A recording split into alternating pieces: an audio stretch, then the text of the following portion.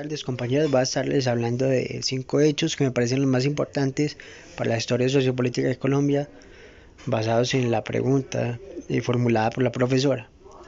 El primero es la expedición botánica del Nuevo Reino de Nueva Granada, llevada a cabo por José Celestino Mutis, y que ayudó a la herborización y clasificación de 20.000 especies vegetales y 7.000 animales. Duró 30 años y me parece muy importante para el desarrollo de las ciencias, de la medicina en Colombia, y aparte del arte, ya que hubo artistas que eran los encargados eh, de pintar y hacer los bosquejos de las plantas y los animales. Luego hubo un periodo de confusión y de guerra entre centralistas y federalistas y liberales y conservadores que duró más de un siglo. Por ejemplo, la Constitución de Río Negro del 63 era la federalista y liberal.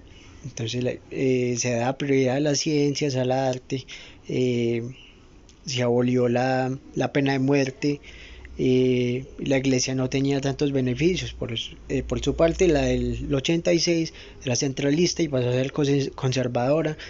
La iglesia dejó de pagar impuestos y empezó a ser la encargada de la educación en el país. Los sacerdotes y las monjas eran los encargados de decidir qué era lo que se enseñaba. Esta constitución nos regió hasta 1991.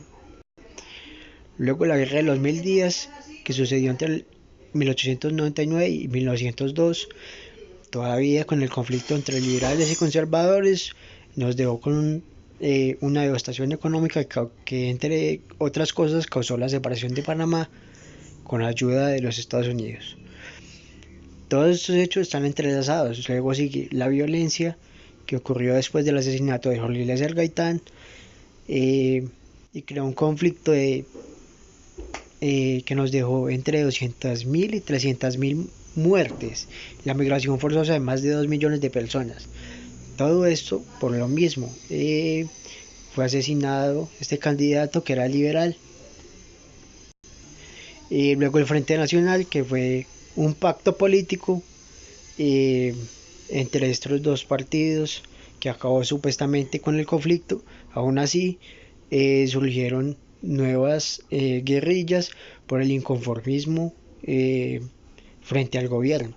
Entonces surgió, por ejemplo, las FARC en el 64, el ELN en el 65, ELP en el 67 y por último el M19 en el 74. Luego con la Constitución Política del 91, que me parece lo más importante, por ejemplo, se incluyó la diversidad lingüística y religiosa. Recordemos que en el 86 la lengua oficial solo era el español y estaba prohibido el divorcio, solo era aceptado el catolicismo.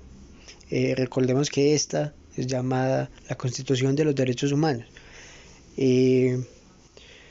Mi pregunta de enfoque en el anterior video era cómo influía o cómo tenía un impacto la constitución política en la muerte de las lenguas indígenas que está sucediendo ahora, porque no están siendo enseñadas en los colegios y no está habiendo nuevos hablantes de dichas lenguas. Por ejemplo, el artículo 10 dice: el castellano es el idioma oficial de Colombia. Las lenguas y dialectos de los grupos étnicos son también oficiales en sus territorios. La enseñanza que se imparta en las comunidades con tradiciones lingüísticas propias será bilingüe.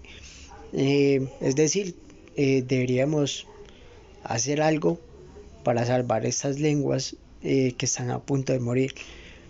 Todos estos hechos que acabo de mencionar están ligados y se ven reflejados en lo que es ahora Colombia. Todavía podemos ver el conflicto entre pensamiento liberal y conservador, y todos conocen el contexto político en el que vivimos, entre izquierda y derecha. Muchas gracias.